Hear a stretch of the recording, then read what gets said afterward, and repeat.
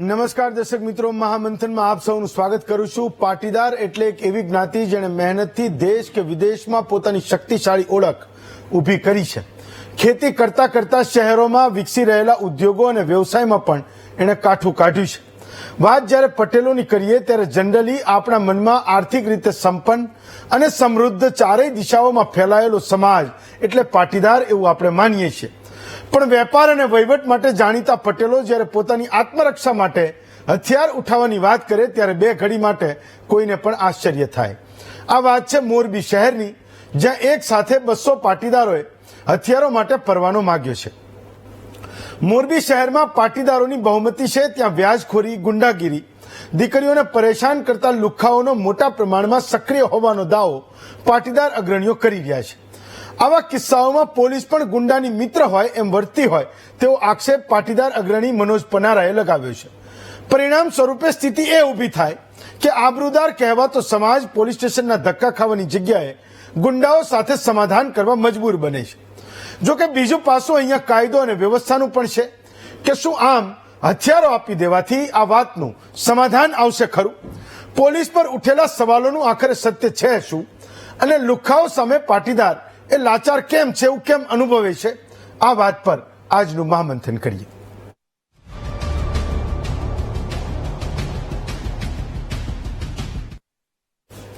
તો એક કોમ તરીકે પટેલો એ પોલીસથી બહુ આઘા રહે છે, તો પૈસામાં પત્તું હોય એવો આગ્રહ રાખનારી આ પ્રજા છે કે પોલીસ પાસે મારે એ જવું નથી। એનું કારણ એ પણ છે કે એ પોલીસના ચોપડે ચડેલા પટેલો પર સામાજિક અણગમાનો સિક્કો એ સતત વાગતો રહે છે। તો જેલમાં જાય અને બહારથી આખો સમાજ મદદ કરે એવું બનતું નથી, અને ક્યાંક કોઈક પ્રયત્ન કરે તો આપણે પણ એ વાતને સહન કરી શકતા નથી। કેટલાક કિસ્સાઓમાં એ આરોપીઓને બચાવવાના સમાજે જેટલા પણ પ્રયત્નો કર્યા એને આપણે પણ ખૂબ વખોડ્યા છે। બધા સમાજના પ્રયત્નોને વખોડી શકાતા નથી એ હું આજે સ્વીકાર પણ કરું છું। તો આપણે ત્યાં કેટલીક કોમોમાં એ રિવાજ છે કે કોઈ મોટા ગુના કરે તો એમનો સમાજ એને પોરસાવે છે। પટેલોમાં એ સામાજિક અણગમો હજુ એ બચ્યો છે, અને એના કારણે પોલીસથી આઘા રહેનારા આ લોકો છે। તો આખી દુનિયામાં કોઈએ ચીનને હંફાવ્યું હોય તો એ મોરબીવાળાએ હંફાવ્યું છે। આપણા બધા ધંધા જે એક સમયે આપણી મોનોપોલીવાળા હતા, એ ધંધામાં ચીન પડ્યું એટલે આપણે કંઈક બીજું શોધવું પડે એવું કોઈને કોઈ ધંધામાં થયું છે। એકમાત્ર મોરબીનો સિરામિક ઉદ્યોગ છે, એના ઉદ્યોગ સાહસિકો છે કે એમણે જબરજસ્ત ટક્કર આપી છે, અને એના કારણે મોરબીનો વિકલ્પ એ આજ સુધી કોઈ શહેર કે કોઈ ક્લસ્ટર કે કોઈ રાજ્યમાં એ કોઈ ઠેકાણું એ બની શક્યું નથી અત્યાર સુધીના એ પ્રયત્નોમાં। કારણ કે મોટે ભાગે કારખાનેદારો એ પાટીદારો છે। એવું કહે છે કે મજૂર ન હોય, કામ કરનારું કોઈ 1, 2, 4 લોકો ખૂટતા હોય, 4 ભાગીદાર હોય તો એ લાગી પડે। કદાચ મોરબીની સફળતાનું સૌથી મોટું રહસ્ય પણ એ જ છે, અને આજે શહેરની વાત આપણે કરી રહ્યા છીએ। તો મોટે ભાગે જ્યારે સિરેમિકની વાત આવે અને મોરબીની વાત થાય તો સ્વાભાવિક રીતે પાટીદાર મહેનતુ વેપારીઓની જ વાત થાય, આપણને એવું લાગે। તો ધંધા અને રોજગારને એ શાંતિ અને સલામતી સાથે સીધી નિસ્બત છે। તો મોરબીના એવા 200 નાગરિકોએ એ હથિયારોના પરવાના માંગ્યા છે। આ અરજીઓને મંજૂર કરવા માટે મોરબીના એ પાટીદાર યુવા સંઘે કલેક્ટરને એ પત્ર પણ લખ્યો છે, અને અમારી સુરક્ષા અને સલામતી માટે જે અરજીઓ તમારી પાસે આવી છે એની મંજૂરી આપો એવું આ પત્ર કહે છે। તો સેવા સંઘનો પત્ર એવું પણ કહે છે કે મોરબીમાં વ્યાજખોરી, દાદાગીરી, ગુંડાગીરી, રોમિયોગીરી અને હની ટ્રેપનો શિકાર બનેલા એ પરિવારો મોટે ભાગે એ ખાનગી રાહે સમાધાન કરી લે છે, પણ કેટલાક પરિવારો એ મદદ માટે જ્યારે તંત્ર પાસે જાય છે ત્યારે તંત્રની ગુંડાઓ અને વ્યાજખોરો સાથે મિલીભગત હોય એવું એ વર્તન કરે છે, અને ન્યાય એ મળતો નથી। તો એ પાટીદારો જ્યારે એના રક્ષણની વાત આવે ત્યારે એની જાતને એ બચાવી શકે એના માટે તમે હથિયાર રાખવાનો પરવાનો આપો એવું એણે એ કલેક્ટરને લખ્યું છે। તો પાટીદારો પણ હવે ક્ષત્રિય ધર્મ નિભાવવા માગે છે। કોઈ એવું કહી રહ્યું છે કે પાટીદારોની દીકરીઓ જ્યારે શોપિંગમાં જાય ત્યારે પર્સના બદલે એને બંદૂક રાખીને જવું જોઈએ, અને હવે પાટીદારોનું યુવા સંઘ એવું કહી રહ્યો છે કે અમે અરજી કરી છે અને બહાલી આપો। તો ક્રાંતિઓ તો થઈ રહી છે, એટલે એ હિલોળા લઈ રહી છે, આપણને એ દેખાય કે ના દેખાય એ જુદી વાત છે. તો આજે આપણે ચર્ચવાનું છે, માત્ર ને માત્ર એ ચર્ચવાનું છે કે આ 200 યુવાનોએ જેણે પોતાની આત્મરક્ષા માટે એ અરજી કરી છે અને એ સેવા સંઘ, પાટીદારોનો યુવા સેવા સંઘ જ્યારે કલેક્ટરને કહે છે કે અરજીઓ કરી અને તમે બહાલી આપો, મંજૂરી આપો, તો ઘણા બધા સવાલો છે, તમને પણ એ સવાલો થતા હશે. એ સવાલોને આજે આપણે અહીંયા ચર્ચવાના છે, એના જવાબો આપણે શોધવાના છે. તો મુદ્દો છે કે પાટીદારોએ સુરક્ષા માટે હથિયારો કેમ માંગ્યા, અત્યાર સુધી કેમ જરૂર ના પડી, હવે કેમ પડી. આપણી સાથે 6 વક્તાઓ છે. કાંતિભાઈ અમૃતિયા છે, મોરબીના ધારાસભ્ય છે. મનહરભાઈ પટેલ છે, કોંગ્રેસના નેતા છે. મનોજભાઈ પનારા છે, પાટીદાર અગ્રણી છે. RL સંઘાણી સાહેબ છે, એ પોતે નિવૃત્ત ડીવાયએસપી છે. અલ્પેશ કથિરિયા છે, પાટીદાર અગ્રણી છે, સુરતથી આપણી સાથે બેઠા છે. અને મુકેશભાઈ મેરજા છે, સમસ્ત પાટીદાર સમાજ રાજકોટના એ પોતે પ્રમુખ છે. તો મનોજભાઈ, મારો પહેલો સવાલ તો એ છે કે આ 200 લોકોએ ટુકડે ટુકડે અરજી કરી હતી અને તમે હવે કહી રહ્યા છો કે આ 200 ને મંજૂરી આપો, કારણ કે મોરબીમાં જે પ્રકારે ઉદ્યોગો મોટા થયા છે, ઉદ્યોગપતિઓ મોટા થયા છે, મને એવું લાગે છે કે 200 અરજીઓ તો એમનામ એ પેન્ડિંગ પડી હશે ને કદાચ પાટીદારોની હશે. પણ તમને એવું લાગ્યું હશે કે અત્યારે જે ગુનાખોરી વધી રહી છે, એ પરિવારો ઉપર થ્રેટ વધી રહ્યો છે, એનું સમાધાન એ હોઈ શકે કે આ લોકોને તમે એ લાયસન્સ આપી દો, એના કારણે તમે એ પરવાનો આપવાની મંજૂરી માંગી હોય. મનોજભાઈ, આવી કોઈ બાબત નથી. અમારો મેસેજ ગુજરાતના મુખ્ય અને જિલ્લાના અધિકારીઓ પહોંચાડવાનો કાર્યક્રમ હતો. ગનનું લાયસન્સ આવી રીતે મળે નહીં, અમે જાણીએ છીએ. આ એક કાર્યક્રમ હતો કે આ પ્રકારની પરિસ્થિતિમાં ફરીનો પાટીદાર સમાજ સાથે સાથે નાના વર્ગના લોકો જીવી રહ્યા છે, જ્યાં રોજ બરોજ વ્યાજખોરી, ગુંડાગીરી, લુખાગીરી, રોમિયોગીરી, હની ટ્રેપ, કબજા કરવા, જમીનો પચાવી પાડવી, ખોટા પેપરો ઉપર જમીનો લઈ લેવી, આવી અસામાજિક પ્રવૃત્તિઓનો મોરબી જિલ્લો થોડા સમયથી અડ્ડો બની ગયો હતો. અમે સામાજિક આગેવાન હોવાના નાતે અમારી પાસે આવા કેસ આવતા હતા. તો આનો રસ્તો શું? જ્યારે રક્ષક જ ભક્ષક બને અને ગુજરાતમાં કહેવત છે કે વાયડ ચીબડા મંડે ગળવા, તો પછી જાવું તો જાવું ક્યાં?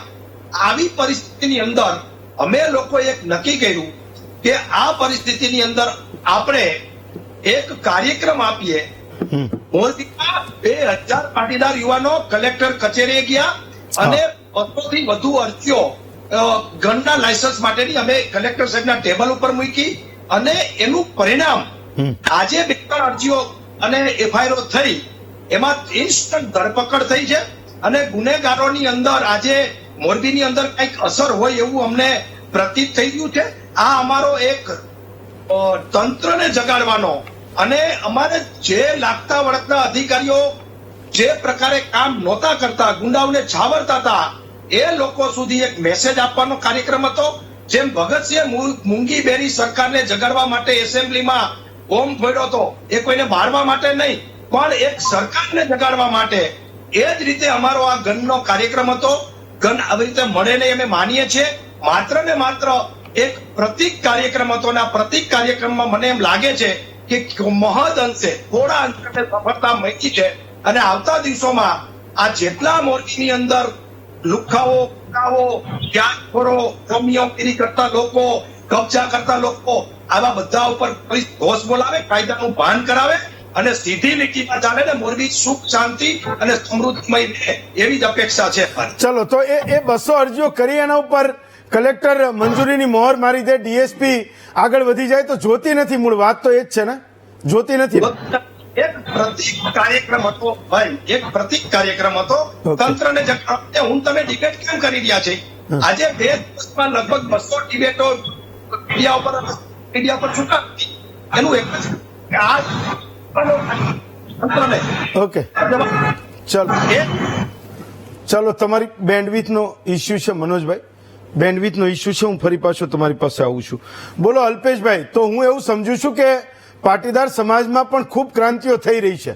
એક તમે લોકોએ 2014-15માં શરૂ કરી હતી અને એ ક્યાંક વીરમી છે 10%ની ઈબીસી અનામત પછી, પણ કોઈ કહી રહ્યું છે કે એ દીકરીઓએ શોપિંગ કરતી વખતે પર્સના બદલે એણે બંદૂક રાખવી જોઈએ. અને પ્રતિકાત્મક રીતે જ્યારે મનોજભાઈ એવું કહી રહ્યા છે કે મોરબીમાં અમે માગી, એ 200 રિવોલ્વર અમને આપે તો જોતી નથી પણ પ્રતિકાત્મક રીતે માગી, પણ આપો તો ક્યાંક જરૂર પડે તો વાપરીશું ખરા.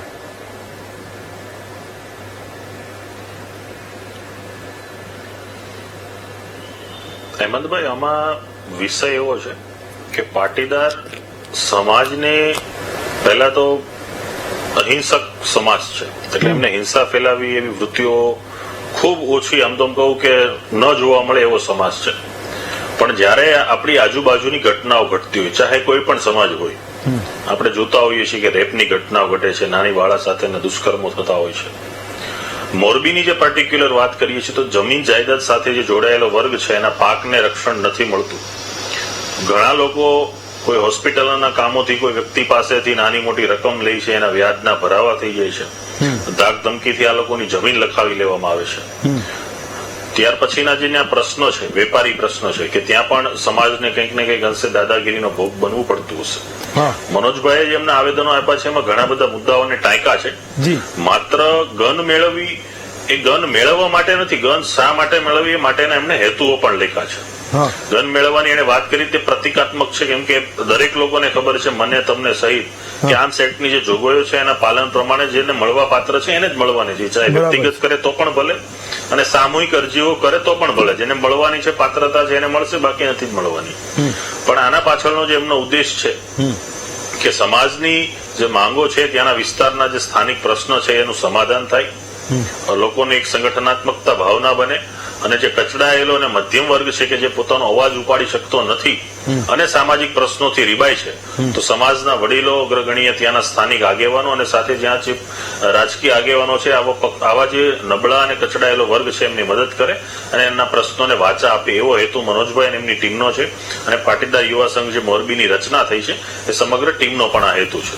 ઓકે, સંઘાણી સાહેબ, તો મુદ્દો એક એ છે કે પાટીદારો મોરબીમાં ગનનું લાયસન્સ માગે અને પોલીસ એવું કે ચલો હવે અમે તમારી સાથે છીએ. મનોજભાઈ એવું કહે છે કે એકવાર કલેક્ટરને મળ્યા પછી એ મુદ્દો કડક પણ થયો છે, તંત્ર જાગ્યું પણ છે અને એને ખબર પણ પડી છે કે આ મુદ્દો કેટલો ગંભીર છે. તો સવાલ એ છે કે એ સ્થિતિ માત્ર મોરબીની જ છે કે જ્યાં એ લોકો બંદૂક માગી રહ્યા છે, એ બીજી જગ્યાએ પણ બંદૂક નથી માગી, ત્યાં પણ પોલીસ કડક થાય તો એ વ્યાજખોરો, એ ગુંડાગીરી કરનારા લોકો, એ રોમિયોગીરી કરનારા લોકો, એ જનતાના કલેક્ટર પાસે કોઈ દિવસ બંદૂકનું લાયસન્સ માંગવું પડે કે અમને બંદૂક આપો, અમે અમારે રક્ષા એ જાતે કરવાની છે. હેમંતભાઈ જી,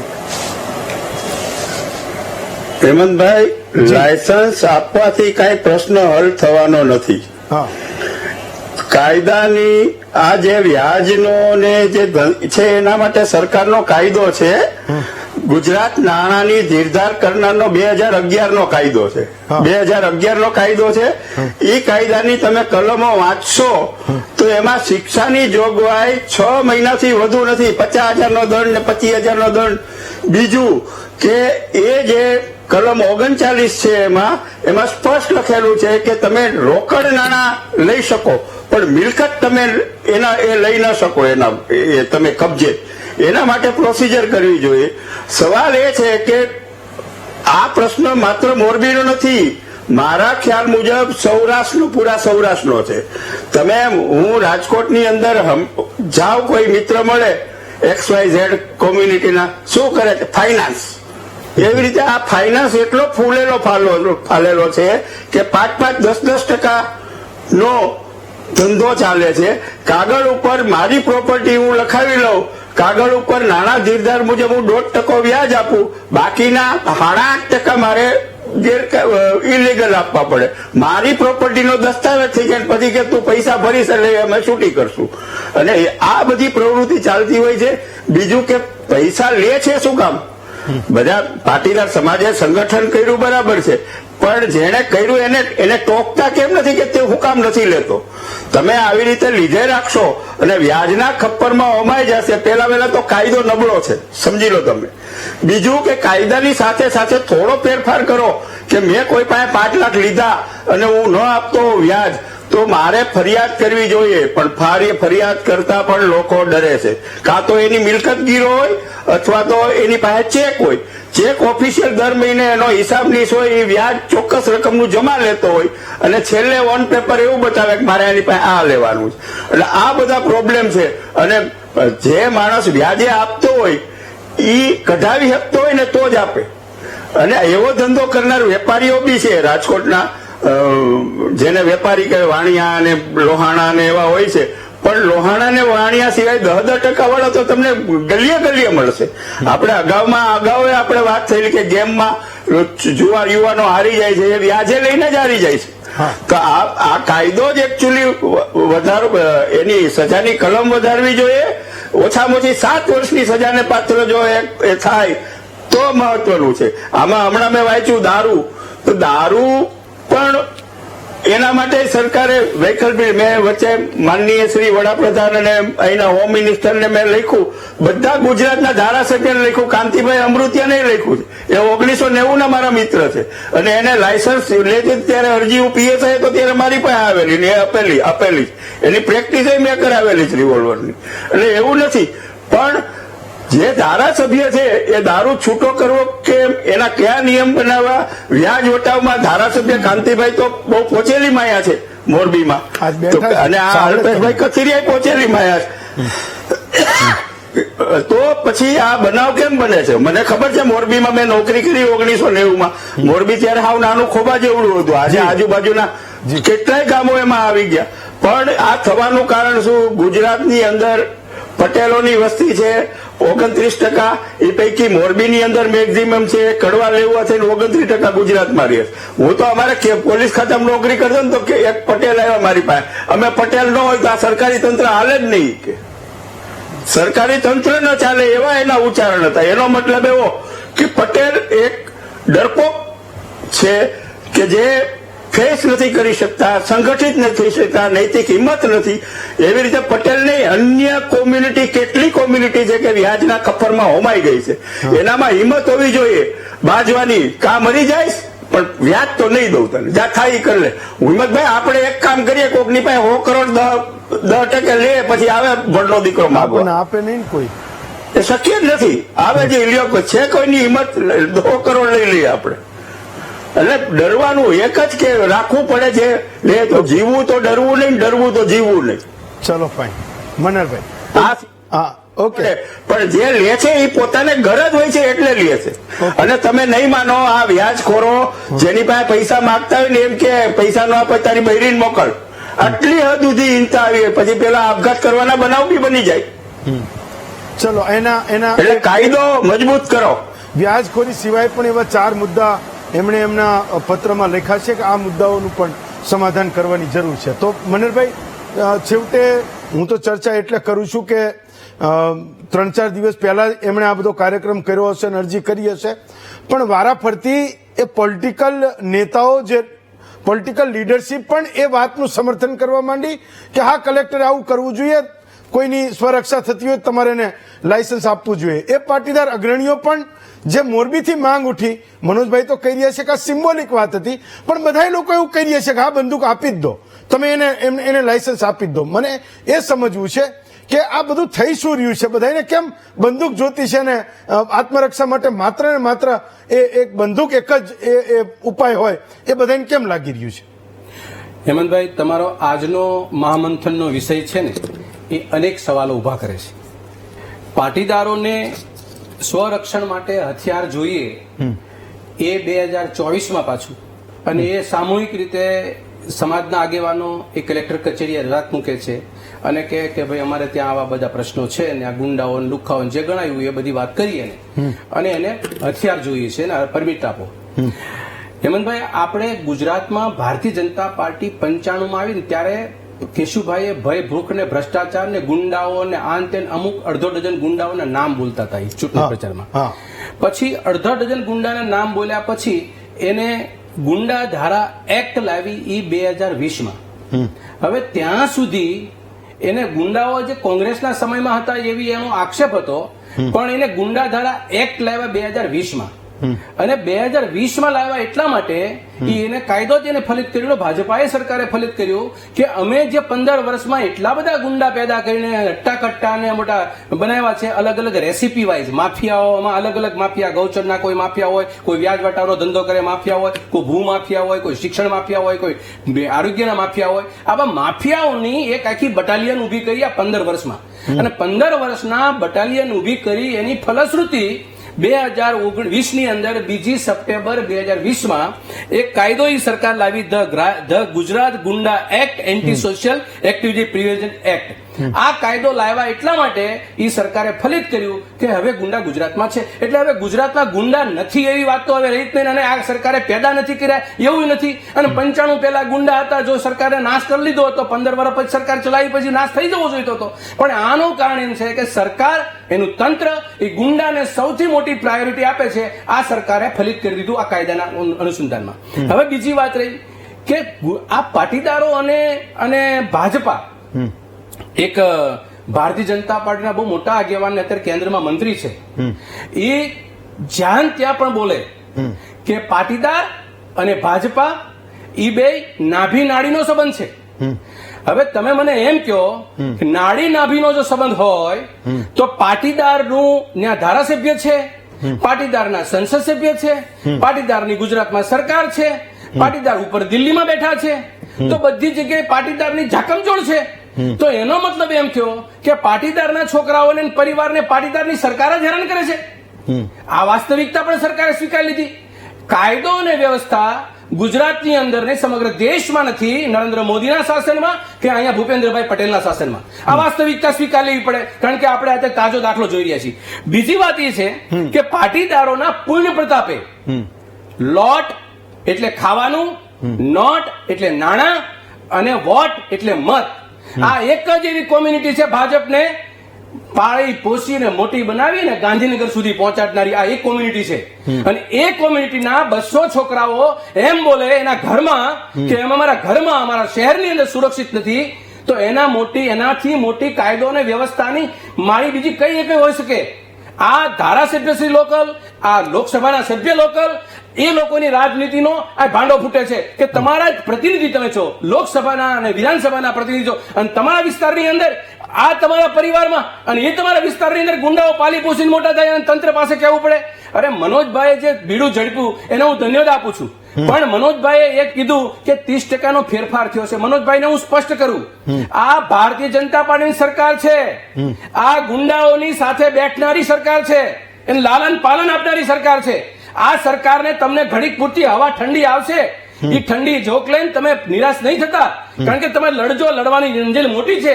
કારણ કે આ લોકોએ જે રીતે ઝાડ બિછાવી છે એ ઝાડની અંદર તમે 30% તમને સાંત્વના મળી છે. પણ તમે એમ માનો છો કે ડીએસપી અને કલેક્ટર પાસે એવડા મોટા પાવર છે? સાહેબ, ડીએસપી અને કલેક્ટર એટલે સામાન્ય પ્રોટોકોલ મેન્ટેન કરનારા માણસો થઈ ગયા છે. એનું કોણ સરંજામ કોણ ચલાવે છે, એના ઉપર કોણ નિગરાની છે? બાકી તમારા મોરબીની અંદર જેમ તમે વાત કરી હેમંતભાઈ, કે ચાઇનાને હલવલાવીને ધંધો કરનારી એક પ્રજા, એક એવી ખમનવંતી કોમ, એ કોમ કોઈ દિવસ ડરવાનો પ્રોગ્રામ કે કોઈ દિવસ આવી હાજીજી કરવાની વાત આવે એની સરકાર ખુદની હોય તો મને તમે એમ કહો કે નાડી નાભીનો સંબંધ હોય અને એ સમાજને હેરાન થવાનું થાય તો 18 અણની પરિસ્થિતિ કેવી થાય? એ માટે હું એક કોંગ્રેસના આગેવાન તરીકે મને એક ચિંતા છે કે મારા સમાજની એટલે કે પાટીદાર સમાજની ચિંતા આટલી ભયાનક પરિસ્થિતિ હોય તો અન્ય સમાજ માટે કોંગ્રેસ લડે કે ના લડે? કારણ કે આ તો પાટીદાર સમાજની છે. અત્યારે તમામ મંચ ઉપર બેઠેલા બધા પાટીદારો છે અને પાટીદાર સમાજની ચર્ચા કરીએ છીએ કે પાટીદાર પરેશાન થાય છે, પાટીદાર હેરાન થાય છે, પાટીદારની આબરૂ લૂંટાયેલી છે. 2015-16 ની અંદર તો ઘરમાં ઘૂસીને ધોકા માર્યા, અને છતાં જ આપણે પાટીદારનું ખુમારી વાળી વાત કરીએ છીએ અને સરકારને પાછી લાલન પાલનને પોષણ કરવા માટે પહોંચી જાય છે. એટલે સ્વસ્થ કરે પાટીદાર સમાજ. નોટ, વોટ અને લોટ આપતી વખતે 10 વખત વિચાર કરવાનો સમય છે આ દેશની અંદર ને રાજ્યની અંદર. અને આવી પરિસ્થિતિ જો વારંવાર રહેશે તો તમે લાયસન્સ, મનોજભાઈ, તમારી પાસે 12 બોરનું નહીં 32 બોરનું લાયસન્સ છે, બંને બાજુ રિવોલ્વર છે ને, તો એ ગુંડાઓ છે સાહેબ, એની પૂરી તૈયારી કરીને જ આવે. એટલે આપણે એવી બાબતમાં પડવા કરતા આપણે સરદાર પટેલે વાત કરી હતી, વાતને લઈને હું પૂરી કરું. સરદાર પટેલે વાત કરી સાચું સંગઠન કેળવો, ઈરાદાઓ સાફ રાખો, નબળાઈઓ આપણી દૂર કરો, કોઈનાથી ડરો નહીં, આત્મવિશ્વાસ મજબૂત રાખો અને તમારું કાળજું સિંહ જેવું રાખો અને અંદરો અંદર તમને કોઈ ઝઘડાવી ન જાય. આ વાતથી સરદાર પટેલની હતી અને આપણે સૌએ સ્વસ્થ બનાવવા છે સરદારને વટાવ્યા નહીં અને આ સરકાર જે પાટિયા ઉતારવા જઈ છે ને એને બંધ કરાવી. કાંતિભાઈ, તો મોરબીમાં સુરક્ષાનો આવડો મોટો પ્રશ્ન થાય, સંઘાણી સાહેબ તો એ નિવૃત્તિ પછી પણ તમારા વખાણ કરે કે કાંતિભાઈ ભારાડી છે, તો મારે સમજવું છે કે રાજકીય નેતૃત્વ એ આ તમામ પ્રશ્નોથી અત્યાર સુધી અજાણ હતું. એને ખબર નહોતી કે શેના માટે પાટીદારોના યુવા સંઘે એ કલેક્ટરને કહેવું પડે કે અમને ગનના લાયસન્સ આપો. અને ભલે મનોજભાઈ એવું કહેતા હોય કે અમે પ્રતિકાત્મક રીતે લાયસન્સ માંગ્યા હતા, પણ પ્રશ્ન તો ત્યાં ઉદ્ભવ્યો કે એમની સુરક્ષાના પ્રશ્નો છે, તંત્ર એને જવાબ નથી દેતું. ત્યારે તો એને માગી હતી, ત્યારે તો એને પ્રતિકાત્મક મંજૂરી માગી. તો તમે લોકો શું કરી રહ્યા હતા કાંતિભાઈ?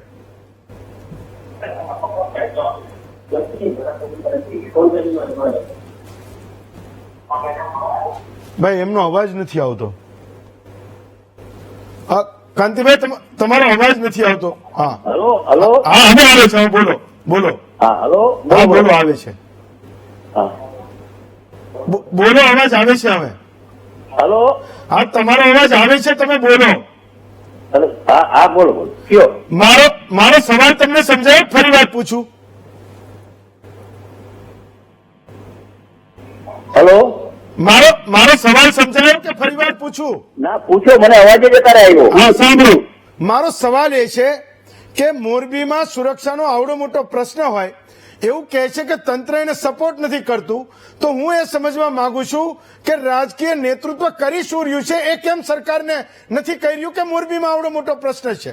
કાં તો એ તમને એની જાણ નથી કે મોરબીમાં સુરક્ષાનો કોઈ પ્રશ્ન છે, અને કાં તો આ સેવા સંઘે જે અરજી કરી, જે મનોજભાઈ એવું કહે છે કે પ્રતિકાત્મક હતી, પણ પ્રશ્ન તો ઉભો જ હતો, કાં એ ખોટા છે અને કાં તમને વાતની જાણ નથી. કાંતિભાઈ, પેલા તો હું તમારા માધ્યમથી કહેવા માંગુ છું હા કે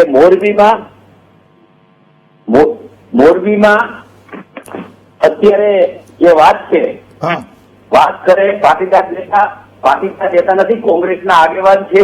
હા 2017 પણ હા આ રીતે આંદોલન કર્યું ત્યારે આ રીતે આગેવાન હતા હા. અને એ ખરેખર કોંગ્રેસના આગેવાન છે. હા પાટીદાર નેતા નથી, પાટીદાર તો હું છું. હા. નેતા નથી, પાટીદાર તો હું છું. જી. એ પાટીદાર પણ નેતા કોંગ્રેસના અને અમે બીજેપી ના. હા. મોરબીમાં એને જે લાયસન્સ માંગી ગયા હા. એની વાત ઓનલાઈન અરજી કરવાની હોય. હા. બીજી જે વાત છે કે અત્યારે જે મોરબીમાં 3000 ઉદ્યોગ છે, હા 5 લાખ માણસો બહારના કામ કરે. જી નાનું મોટું પર્સનલ કોઈ હોય, હા. કોઈને વાંધો પડ્યો હોય, કોઈ પૈસા લીધા હોય, કોઈ ધંધા ના હોય, કોઈ ઉઘરાણી હોય, હા. એ બાબતમાં અમે સક્રિય હી. અને પેલા તો મોરબીમાં કોઈ દાદાગીરીની કોઈ ગેંગ છે નહીં. ગેંગ હોય ને તો ગેંગને તોડવા માટે આજે હું 35 વર્ષ થયા જાહેર જીવનમાં. હા 1985માં જે ખેતરની જે ચોકી રાખતા હતા ને, ચોકી બંધ રાખી હતી ને, ત્યાં 300 હાથ મારા ઉપર થઈ હતી. હા. એટલે ગેંગની વાત ખોટી છે, પણ અત્યારે રાજકીય રીતે ચૂંટણી આવે છે અને પટેલ સમાજને બદનામ કરવાની વાત છે. અહીંયા પટેલ સમાજના 95% કારખાના છે અને એક કારખાનામાં જઈને કોઈ એમ નથી કીધું, છરી દેખાય કે મને આ તકલીફ પડે. ના, નાના મોટો હું એમ નથી કહેતો કે નાનું મોટું હોય. આજે 2 વર્ષમાં આ ચૂંટણી પછી મને 62,000 મતે જીતાડ્યો અને લગભગ જે પણ વ્યાજ વટાના ધંધા હતા મોરબીમાંથી મેં અહીંથી ઉપાડ્યું હતું. વ્યાજ બંધ થવું જોઈએ, 10%, 5% વાળાના બંધ થવા જોઈએ, એની ઓફિસ બંધ થવી જોઈએ. અને આશરે લગભગ 50 જણા ઉપર કેસ કર્યા અને 35 તો એને પાસાના કાગળિયે કર્યા. એટલે અહીંયા કાયદા અને વ્યવસ્થાને દોડાવવા માટે અમે રાજકીય રીતે ધારાસભ્ય તરીકે અમે મક્કમતા છે અને લડવાની પણ મક્કમતા છે. અને આવડું મોટું સિટી એ 3000 ઉદ્યોગ છે, મોટું સિટી એ 5 લાખ માણસો બહારના કામ કરે.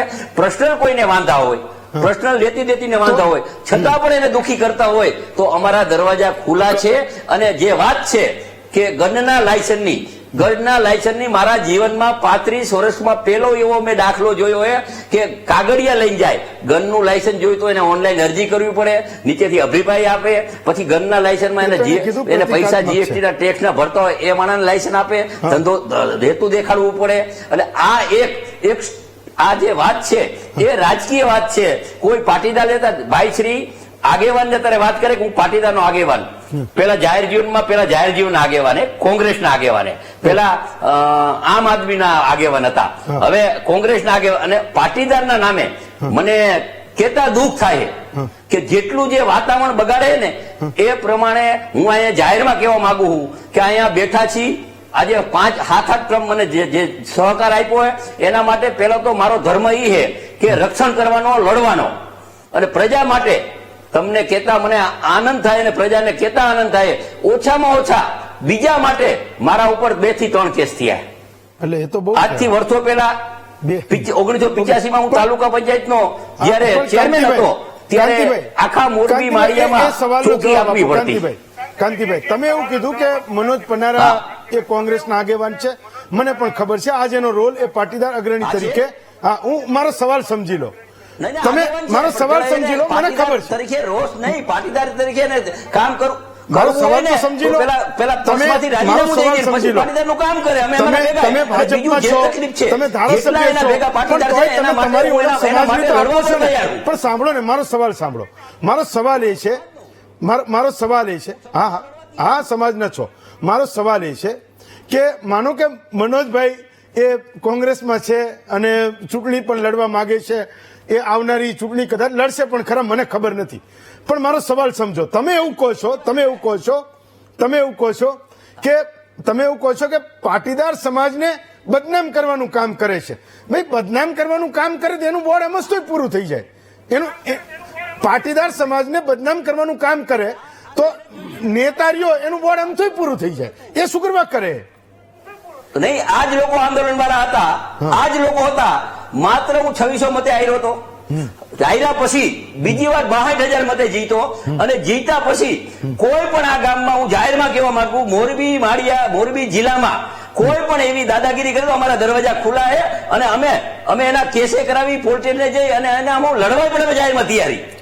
પાટીદાર સમાજ માટે નહીં પણ બધા સમાજ માટે અમે મરી પીટવા પર તૈયારી. ચલો, એવું તો મનોજભાઈ, તો તમે એવું કહો છો, તમે માત્ર જઈને કલેક્ટરને એવું કહી આવ્યા કે અમને 1/200 ને લાયસન્સ આપો, એ પ્રતિકાત્મક વાત હતી, અને તમને એવું લાગે છે કે ત્યાં અસર દેખાઈ રહી છે કે ભાઈ તંત્ર એવું કડક થઈ રહ્યું છે. પણ કાંતિભાઈ તો એવું કહે છે કે કઈ કડક થવા જેવું કઈ હતું જ નહીં, બધું કડક જ હતું. એમ ત્યાં તો કઈ એવી માથાકૂટ હતી જ નહીં, કોઈ માફિયાઓ હતા જ નહીં, કોઈ વ્યાજખોરો હતા જ નહીં. તો આમાં સાચું કોણ છે? કલેક્ટરે જે પગલા લીધા તમને જે દેખાય છે એ, કે કાંતિભાઈ કહી રહ્યા છે એ જે એને દેખાય છે? મનોજભાઈ, તમારો અવાજ નથી. હા, ત્યારે સાચી વાત એને સાચી વાત છે એની જાય. મનોજભાઈ થોડા દૂર રહેશો તમે મોબાઈલથી. મનોજભાઈ યસ હા, પ્લીઝ કે દૂર રહો. મનોજભાઈ થોડા મોબાઈલથી દૂર રહો, મોબાઈલથી થોડા દૂર રહેશો તો અવાજ આવશે. હા, કપાવી દેવી, તરત રાખી દેવો. યાર, ભયંકર સ્થિતિ છે. આપણે લોકો ઇન્ટરનેટ માટે કેટલા બધા પેલા કરીએ છીએ. ભાઈ, એનો ફોન પર અવાજ લઈ શકાય તો એમનો અવાજ નથી આવતો.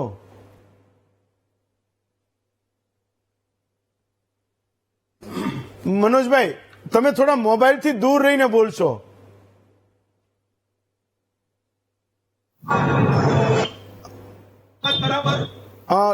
નહીં, સંભળાતું નથી. તમે એકવાર ટ્રાય કરો બોલવાની. એક ટૂંકમાં તમે પૂછી લો, હું પૂછું એનો જવાબ લઉં છું કાંતિભાઈને. હા, આવે છે, હવે તમે બોલો. પૂરી સાચી વાત. અને આજે મારા સાથે કોઈ બહેન રાજકીય આજે કદાચ ભાઈ, ઓકે, ચલો ભાઈ. કાંતિભાઈ, મૂળ હું જે સમજુ છું એવું કહે છે કે તમે સાચી વાત માનવા તૈયાર નથી. એમણે જે કઈ રજૂઆત કરી એ સાચી હતી, તમે ગ્રાઉન્ડ ઉપર એમની વાત માનવા તૈયાર નથી. પેલા હા બ્રો, એના વર્ષ થયા ને એટલા વાર મારા જાહેર જીવનમાં થયા, અને મોરલ થી લડું હું. આ ગામમાં હું એમ નથી કેતો, જો વ્યાજ વાળા ઘણા બધા હતા, દાદાગીરી કરતા છે, પણ આ 2 વર્ષમાં 50 જણાને જેલમાં મોકલ્યા છે. અને જાહેરમાં કહું કે સમાજની કોઈ પણ સમાજની, આ સમાજની કોઈ પણ સમાજને તકલીફ પડે તો હું ઉભો છું, એટલે જ મારી આ રોયલ્ટી છે. પાટીદાર સમાજને જે તકલીફ છે એમાં હું સમાજ તરીકે ભેગો હોઉં અને ધારાસભ્ય તરીકે ભેગો હોઉં.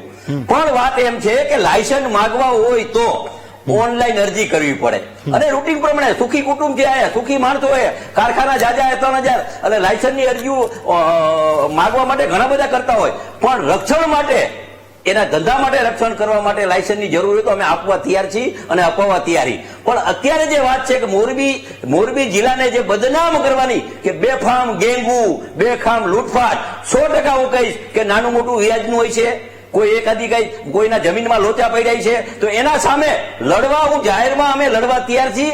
અને અહીંયા જાહેરમાં કહું છું કે મોરબીમાં ગમે ત્યારે ગમે એ સમાજને જરૂર પડે, પટેલ પાટીદાર સમાજને ગમે એ સમાજને જરૂર પડે તો હું અઠવાડિયામાં 4 દી અહીંયા હોય. મને મારી પાસે એક ડેટા છે અને જરૂર પડે તો હું ભેગો જઉં, લડું, અને જરૂર પડે તો ગુંડાગીરી કરે તો એના અહીંયા મારવા હું ભેગો જઉં. મને કોઈના બાપની તાકાત બીક નથી અને ગુંડા અમે લડવાની તો મારી રોયલ્ટી છે. રોયલ્ટી. કાંતિભાઈ, તમે રોયલ્ટી છે એવું કહો એ વાત બરાબર છે, પણ મારા સવાલનો જવાબ આપો. મારી પાસે પોલીસના એ આંકડા છે. મોરબીમાં વ્યાજ વટાના જે ગુના થયા, એટલે શહેર અને જિલ્લો બે આવી ગયો હશે. 2021માં 8 હતા, 2022માં 9 થયા, 2023માં 28 થયા અને 2024માં અત્યાર સુધી આ આંકડા 18 પહોંચ્યા છે. આમાંનો એકય કેસ તમારી પાસે એવો ખરો કે આ ગુંડો છે એ પરેશાન કરે છે? પોલીસના ચોપડે તો નોંધાય, સમજો. તમારી પાસે કોઈ એવું કે પરેશાન કરે છે ને આ ગેંગ છે, માફિયા છે? નહીં, આ જે વ્યાજ વાળા 10% 15% વાળા એ ઓફિસો ખોલી છે એ સીધા મારા પાસે આવે, હું ફરિયાદ કરાવું છું અને ફરિયાદ કરી 3 કેસ થાય છે અને પાસાના કાગળીએ કરાવું. મારા પાસે જ આવે અને હું જાહેરમાં કહું આવે મારા પાસે, હું ભેગો જઈશ. ફરિયાદ તેમાં વધે. તો મને એવું લાગે છે કે જે સાચી સ્થિતિ છે એ કાંતિ અમૃતિયાની સામે આ બધા પાટીદારોનો યુવા સંઘ મોરબીમાં પડ્યો છે, એવું કહો છો? સ્થિતિ એ છે કે ત્યાં બધું પાટીદાર મારા ભેગા છે, હું પાટીદાર ભેગો હું. ઓકે, હું પાટીદાર ભેગો છું. ચલો ફાઇન. મને લાગે ત્યાં પણ કંઈક મુદ્દો થયો છે. મનરભાઈ, તો મારો સવાલ એ હતો કે હવે આ તો મોરબીમાં અમે લોકો એ પત્રકારોને પૂછીએ અને કંઈક એ રિપોર્ટ કરાવીએ તો ખબર પડે. મનોજભાઈ કંઈક અલગ સ્થિતિ કહે છે, કાંતિભાઈ કંઈક અલગ સ્થિતિ કહે છે. આ બધાની વચ્ચે મનોજભાઈને ને એ સેવા સંઘને એવું પણ લાગે છે કે એમણે જે રજૂઆત કરી એનું એક કામ એ થયું કે ત્યાં સ્થિતિ કડક બનીને તંત્ર હવે એમને જવાબ આપતું થયું. તો સ્થિતિ છે કે નથી? હેમંતભાઈ, મારી બહુ સ્પષ્ટ વાત છે કે રાજ્યની અંદર ગુંડા ધારા એક્ટ 2020માં આવ્યો, એ લાવવા પાછળ કંઈક કારણ હશે ને. એમનામ તો કઈ ગુંડા 95 થી સરકાર બનાવી છે, ત્યારથી 2020માં ગુંડા ધારા એક્ટ આવે છે, તો એ એક્ટ લાવવા પાછળનું કંઈક કારણ હશે ને. હું સરકાર પાસે વિનમ્ર ભાવે એક અપીલ કરું છું અને માંગ કરું છું કે તમારી પાસે ક્યારેય ગુજરાતની અંદર 20 વર્ષમાં બુટલેગરોની, આખા ગુજરાતના બુટલેગર નામ, સરનામા, મોબાઈલ ક્યારેય તમે યાદી જાહેર કરી? તમે ક્યારેય લુખ્ખાઓની કે ગૌચર માફિયાઓની યાદી જાહેર કરી? તમે ગામને બતાડ્યા તમે કે આ ગુંડા કહેવાય? તમે ગુંડા સાથે શું વહીવટ કરી લો છો? ગુંડા દેખાતા જ નથી, છતાંય અજર અમર ગુંડાઓ બધાની માર્કેટમાં છે. સરકાર પાસે ગુંડાઓની વ્યાખ્યા બહુ વિશાળ ફલકમાં છે અને જ્યારે પબ્લિકને સીધો ટચ થાય ત્યારે જ ગુંડો દેખાય છે, ત્યાં પછી ગુંડો અલોપ થઈ જાય છે, ગુમ થઈ જાય છે. એ સરકારને ખબર છે. આ sponsored by Bharatiya Janata party ગુંડાઓની છે. એ ગુંડાઓની વાત કરું છું. તમે ક્યારેક તો એક યાદી આ એક લાવ્યા છો તો જેટલા તમારા કાગળ ઉપર નોંધાયેલા છે આખા ગુજરાતમાં, એ યાદી ગુંડાઓની, એ યાદી બુટલેગરની, એ યાદી માફિયાઓની, એવા તમે જે નોંધ્યા હોય એની યાદી બહાર કરો તો ગુજરાતને ખબર પડે કે આ ભાજપનો આગેવાન છે અને આ ગુંડો છે. એ બેમાં ખબર તો પડવી પડે ને કે ભાજપનો છે, ગુંડો છે. એ યાદી જાહેર કરો. હું તો એમ કહું છું. અને તમે એવું ન સમજો કે ગુજરાતની મોરબીની આ એક સંકેતિક મોરબી છે, પણ સમગ્ર ગુજરાતની અંદર 6.5 કરોડની જનતા જે મુદ્દાથી હેરાન થાય છે એ કાયદો અને વ્યવસ્થાથી હેરાન થાય છે. સાહેબ, હું તમને કહું, 2019 ની અંદર 175 મર્ડર ભાવનગરમાં થયા. 175 મર્ડર 1 વર્ષમાં થયા. તમે મને શું જવાબ આપશો? તમે બધામાં જનતાને દોષ દેશો? બધામાં વિપક્ષને દોષ દેશો? મારું કહેવાનું એ છે કે આ સ્વીકારવા જેવી બાબત છે. સરકારે એના તંત્ર સાથે કામ કરી અને તંત્ર ત્યાં લૂપહોલ છે, કારણ કે સરકાર તંત્રને ચલાવે છે. Okay. હવે તંત્ર કામ કરતું બોલવું પડે તો સરકારના પ્રતિનિધિઓ શું કરે છે? આજે હું એમ કહું, એક દારૂની બોટલ અહીંયાથી અહીંયા જાય તો હું માનું છું કે ગૃહ રાજ્યમંત્રી નિષ્ફળ. તમે કેમ નથી વિચારતા એવું? તો મારું કહેવાનું એમ છે કે વિપક્ષ જે વાત કરે છે એ દુશ્મન ભાવથી વાત નથી કરતો. કાંતિભાઈ અમૃતિયા જેવા સક્ષમ આગેવાન જે વાત પોતે કરે છે કે હું આ મારી એક ગુડવિલ છે, તો ગુડવિલના નાતે પણ તમારે વિધાનસભામાં અવાજ મૂકવો જોઈએ કે ગુજરાતના ગૃહમંત્રી છે એ ગુજરાત આખાની અંદર 285 કરોડનો દારૂ પકડાય છે અને બોર્ડર ઉપર ખાલી 5 કરોડ જ પકડાય. તો 5 કરોડનો પકડાતો દારૂ તો 285 કરોડનો દારૂ પકડાતો ગુજરાતમાં આવી ક્યાંથી ગયો? આ વસ્તુ તમારે પૂછવી પડે સરકારને. તમે ધારાસભ્ય છો, વિધાનસભામાં બેઠો છો, તો આ ચર્ચા કેમ નથી કરતા? અને ગુંડાઓને ફલક, દારૂનું વેચાણનું ફલક, બુટલેગરનું ફલક એ વધ્યું કે ઘટ્યું? મને તમે એક જ વાતમાં જવાબ આપો. ચલો કાંતિભાઈ, જવાબ હોય તો કોપ મારે સંઘાણી સાહેબ પાસે જવું છે. કાંતિભાઈ. આ મારો જવાબ એ છે હા. કે મોરબીમાં હા ધારાસભ્ય તરીકે હું જાહેરમાં કહેવા માંગુ, 3000 ઉદ્યોગ છે, વેપારી છે, નાના મોટા કેસ થાય, 5 લાખ માણસો બહારના કામ કરે, હા. નાના મોટા કેસ થતા હોય તો અમે એના પડખે રહી અને એને જરૂર પડે તો Okay. સપોર્ટ કરી અને અમે ફરિયાદ કરી. ફરિયાદ વધારે તેમાં થઈ 2 વર્ષમાં 10% વાળાની ફરિયાદ થાય, જમીનની ફરિયાદ થાય. Okay. કોઈ પણ મારા પાસે આવે તો હું ભેગો જઈને ફરિયાદ કરું, ફોન કરાવું Okay. છું. અને કોઈ પણ હોય, કોઈ પણ પાર્ટીનો ગુંડો હોય, ગુંડો જોઈએ એ કોઈ પાર્ટી હારે લેવા દેવા નથી. અને હું મારી જાહેરમાં કહું છું કે અહીંયા 3000 ઉદ્યોગમાં કોઈ પણ માણસને પૂછો કે કાંતિભાઈ, તમે તમારા પત્રકારને પૂછો કે અત્યારે જે વધારે કેસ થયા છે 2 વર્ષમાં, એ વધારે કેસ કરાવવા વાળા અમે જ છીએ. અમારા પાસે આવે એટલે કેસ કરાવી, કઈ માનો કે જરૂર પડે તો અમે ભેગા જઈ કોઈ પણ વસ્તુ પર. જે ચલો. વાત છે મોરબી જિલ્લામાં પાટીદાર સમાજ અમારા ઉદ્યોગમાં નંબર 1 છે, ઓકે ધંધામાં નંબર 1 છે, બીજા Okay. સમાજને રોજીરોટી આપે. અને Okay. કોઈ પાટીદાર સમાજના યંગ છોકરાઓને કાંઈ પણ તકલીફ પડે તો હું Okay. એના ભેગો જઉં જ છું અને બીજા સમાજ Okay. માટે ભેગો Okay. જઉં Okay. છું, લડવા માટે ભેગો જઉં છું. Okay. પણ જે વાત છે એ વ્યક્તિનું નાનું મોટું હોય છે, 5% હોય, 10% હોય, બધું હોય, પણ એ ઝંડો ગુજરાતમાં પેલો કાંતિ અમૃતિયાએ મોરબીથી ચૂંટણા પછી પેલો ઝંડો ઉપાડ્યો અને આ મોરબીથી ઓછામાં ઓછા 2 વર્ષમાં 50 થી 60 કેસ કર્યા વ્યાજવાળાના. 30 થી 35 પાસાના કાગળિયા જવા. તો આમ તો કાંતિભાઈ તમારે વિશ્વાસ બનાવવાની જરૂર હતી. જો તમારી આવી મોટી શાખ હોય, તમારી આવડી મોટી હિંમત હોય, એક ધારાસભ્ય તરીકે તમે આટલા બધા સક્ષમ હો, તો તમારે એ વિશ્વાસ બનાવવાની જરૂર હતી આ સંઘવાળા પાસે કે એને કલેક્ટર પાસે જવું એ પેલા એના ધારાસભ્ય અને એના સમાજને એક આગેવાન પાસે જાય. કાંતિભાઈ એ પણ સમાજનો માણસ, હું પણ સમાજનો માણસ, પણ જે વાત છે ને કે પણ તમારે ગુંડાઓએ કાંતિભાઈ તમારે ટ્રસ્ટ બનાવવાની જરૂર હતી. કાંતિભાઈ વ્યક્તિના ડખા હોય કે વ્યક્તિના લેતી દેતીના મારો- હોય એમાં અમે લડવા તૈયાર છીએ. અને ચૂંટણીમાં પણ Okay. જ્યારે હું મારો ચૂંટણી અવાજ સંભળાય છે લડ્યો, તમને? હું જાહેરમાં બોલ્યો હતો કે કાંતિભાઈ. આવા લોકોના મત નથી જોતા, આવી ટોળકીના હા, મત નથી બરાબર છે. જોતા. આ હું જાહેરમાં બોલ્યો હતો ને, એ ટોળકી જે નાની મોટી હતી ને એ વીખી નાખી અને ટોળકી થાય ને ધારાસભ્ય છે ને ત્યાં સુધી કોઈના બાપની તાકાત નથી. મોરબીમાં ટોળી ઉભી થાય દાદાગીરી કરી વાળી. કાંતિભાઈ પણ તમે મારો સવાલ સમજો. જો આવડી મોટી તમારી શાખ છે, ધારાસભ્ય તરીકે તમે આટલા બધા મજબૂત છો, એ સમાજના આગેવાન તરીકે એ યુવાનોને તમારી પાસે આવવાની જરૂર હતી, તો બિચારા કલેક્ટર પાસે ગયા. તો તમારે ટ્રસ્ટ કેળવવાની જરૂર હતી વિધિન મોરબી, એ પાટીદાર યુવાનોની વચ્ચે, એ સેવા સંઘોની વચ્ચે. બધા સમાજ આવે જ છે. હા.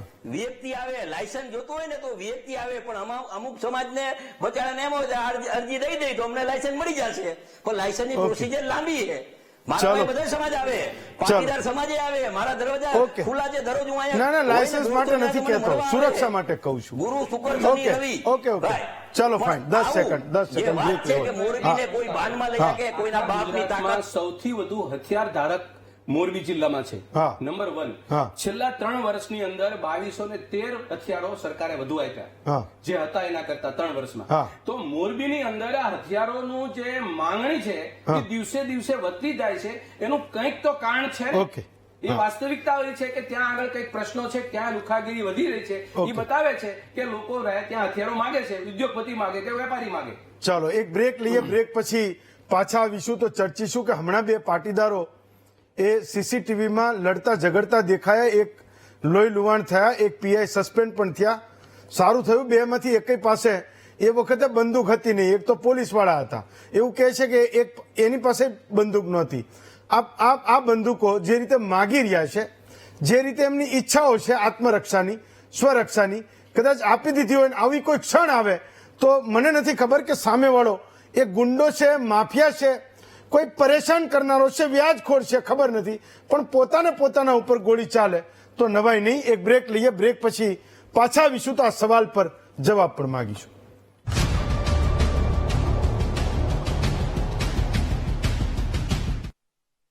બ્રેક પછી સ્વાગત છે આપનું મહામંથનમાં. મનોજભાઈ, મારે સવાલ પૂછવો છે કે મોરબીમાં એવા કયા ગુના બન્યા કે એ બંદૂક હોત તો ભડાકો કરી લેત ને ભાઈ બચી જાત, અને બંદૂક નહોતી તો એ ઠાર મરી ગયા?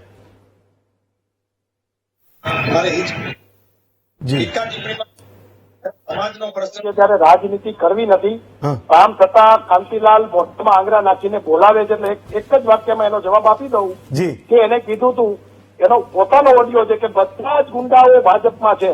હમ. મોરબીના બધા જ વ્યાજખોરો અને ગુંડાઓ ભાજપમાં છે, એમનો જ ઓડિયો ક્લિપ બહાર પડેલી છે. હમ. એટલે હવે એનાથી વધારે મારે કઈ કહેવું નથી, એટલા માટે કે આ રાજનીતિનો ટોપિક નથી. રાજનીતિનો ટોપિક આવશે ત્યારે રાજનીતિ કરશું. અત્યારે બેન દીકરીની સુરક્ષાનો પ્રશ્ન છે, હમ. અમારી જમીન અને મકાનનો પ્રશ્ન છે. અમારા યુવાનો છેલ્લા 3 મહિનામાં 3 આત્મહત્યા થઈ છે, અને મચ્છુ ડેમ 3 નંબરમાં પુલ બધી થઈ છે અને એફઆઈઆર નોંધાણી છે. આજે જ એક એફઆઈઆર નોંધાણી કે જેમાં 21-20 વર્ષના યુવાનને ધમકી મારીને નિવૃત્ત શિક્ષકના પુત્રને 10 લાખ રૂપિયા પડાવી લીધા કે ક્યારે આપવા આવે છે, આમ કરીશ ને તેમ કરીશ. મોરબીની અંદર 8 દી પહેલા અપહરણ થાય છે અને પછી છોકરા પાસે એમ કહે છે કે પોલીસમાં અરજી પાછી લઈ લે, જાનથી મારી નાખી. તેના 2 બાપ દીકરાનું અપહરણ થાય છે. ઉમિયા સર્કલ એટલે ધારાસભ્યને મારે એટલું જ કહેવું છે કે ફાંકા ફોજદારી વીટીવીના સ્ટુડિયોમાં કે લાઈવમાં બોલવી અલગ છે અને જમીન ઉપર વાસ્તવિકતા અલગ છે. મોરબી જિલ્લાના 150 ગામ પટેલના છે. એક ગામને એવું નથી કે જેની જમીન પચાવીને પાડી હોય. એક ગામમાં 5-5 કિસ્સા છે. પટેલીઓ 5-5 ખેડૂતો જમીન વગરના થઈ ગયા છે. એને જ્યાંથી ચાલુ કરવું એને ગામમાંથી જેમથી ચાલુ કરાવી દઈએ આપણે. અને એમને જેમ મજા આવી ગામમાં એમનું પ્રીમ ગામ ભરતનગર, સાદુરકલા, નવ સાદુરકલા, શક્તિનગર, ભક્તિનગર કેટલા ગામમાં જવું છે ધારાસભ્યને કઈ. તમને પ્રિય સોસાયટીઓ ચંદ્રેશનગર, ન્યૂ ચંદ્રેશનગર, ચિત્તમકૂટ કઈ જવું છે બોલો? એક સોસાયટી બાકી નથી કે જેમાં વ્યાજખોરોએ ચૂસી ન લીધા હોય છોકરાઓને. એવા એક પરિવાર નથી ગામમાં કે જેની જમીનો વેચાણી ન હોય અને સ્ટુડિયોમાં ફાંકા ફોજદારી કરે છે. મારે નહોતું બોલવું, મેં પહેલા જ કીધું હતું કે રાજનીતિનો ટોપિક નથી, રાજકારણ કરવું નથી. બોલો. જ્યારે સાચી વાત કરો ત્યારે ભાજપ કોંગ્રેસ કરવાનું. કાંતિભાઈ, તો આ જે બે કિસ્સાઓ કહે છે, કાંતિભાઈ, જે 2 કિસ્સાઓ કહે છે ખૂબ ગંભીર છે. આવું નતું. આમ જતું ધારાસભ્યનું સ્ટેટમેન્ટ છે કે મોરબીઓને જેટલા ગુંડા છે એ ભાજપમાં છે. હા, બોલો, જવાબ આપો. કાંતિભાઈ આપો, જવાબ આપો. આ બે કિસ્સા તમને ખબર છે કે નહીં? આ જેની વાત કરે છે. એક મિનિટ મનોજભાઈ, એક મિનિટ મનોજભાઈ, એક મિનિટ મનોજભાઈ, ફાઇન. હા, હું આવું તમારી પાસે. કાંતિભાઈ, આ જે 2 કિસ્સાઓ એને ગંભીર કીધા, હા. એની તમને ખબર છે કે નહીં? હા 20 વર્ષના એક દીકરાને દીકરો નિવૃત્ત જે વાત શિક્ષક. કરી મારા પાસે આવ્યો હતો, મેં એની ફરિયાદ લખાવી દીધી હતી. હા. મેં જ ફોન કરીને લખાવી દીધી હતી. હા. બીજો મારા પાસે આવ્યો નથી. બીજી જે વાત છે હા. એ વાત મારા પાસે આવે તો મને ખબર પડે. એમાં મોરબી જિલ્લામાં 4 સીટ આવે ધારાસભાની. માનો કે મારા પાસે નો આવ્યા હોય હા. તો મને લોકો જાજા ભાગે મારા પાસે આવતા હોય તો હું તરત એને થાય એટલી હેલ્પ કરું જ છું. ઓકે, ફાઇન, ચલો. મને એ સવાલ સંઘાણી સાહેબ તમે પણ કંઈક કહેવા માંગતા હતા, તમે કહો પછી એક સવાલ છે હું પૂછું છું. સંઘાણી સાહેબ, તમારે કંઈક કહેવું હતું? ને એવું કહું કે પાસા એક્ટ 2020માં નથી આવ્યો, 1985માં કોંગ્રેસ શાસનમાં આવ્યો છે. હા, મુદ્દા નંબર 1. હા. બીજું, તમે કોઈ પાસે વ્યાજે લ્યો હા. અને પછી તમે 10% 5% વ્યાજ આપો અને પછી બીક લાગે તો હંમેશા ડરપોક માણસ જ વ્યાજ લે. મારા જેવા 10% લે તો નો આપું, મારું કઈ ન કરી લે. ઓકે, વસ્તુસ્થિતિ એ છે કે જયારે ચલો. પાટીદાર સમાજ આવા ત્યાં સંગઠિત થયો છે હા. તો એ કેમ પાટીદાર બેંક ચાલુ નથી કરતા? જેમ જરૂરિયાતમંદો છે વ્યાજથી લઈ જવાનું એ રીતે એક બેંક ચાલુ કરે, ચલો, એ પાછળ સહકારી એક મંડળી મુદ્દો છે. કરો ચાલુ. ચલો, ઓકે. તમારે સમાજનું સુખ કરવું હોય તો સમાજનું ઓકે. આગળ લઈ જવું. મુકેશભાઈ, લાસ્ટ સવાલ. મારો મુદ્દો એ છે કે પ્રતિકાત્મક રીતે ભલે માગી, પણ મને વિચાર આવ્યો કે આ બે રાજકોટમાં જે ઝઘડા હતા બે પાસે બંદૂક હોત તો શું થાત? બંદૂક હોવી અને જે ક્રાઇમ થાય કે જે કઈ મુશ્કેલી ઉભી થાય એની હવે કોઈ સંબંધ નથી. ઓકે, હથિયાર સરકાર આપણને સંરક્ષણ માટે આપવું હોય હા, અને હથિયાર મેળવવું એ દરેક નાગરિકનો હક છે. ઓકે, અને ખાસ કરીને વાત કરું હા. તો અત્યારે આ એક સમાજ લક્ષી મુદ્દો બનાવવામાં આવેલો છે. એવું નથી, આ પરિસ્થિતિ વ્યાજખોરોની કે જે કઈ મુશ્કેલીઓની છે તમામ સમાજની છે.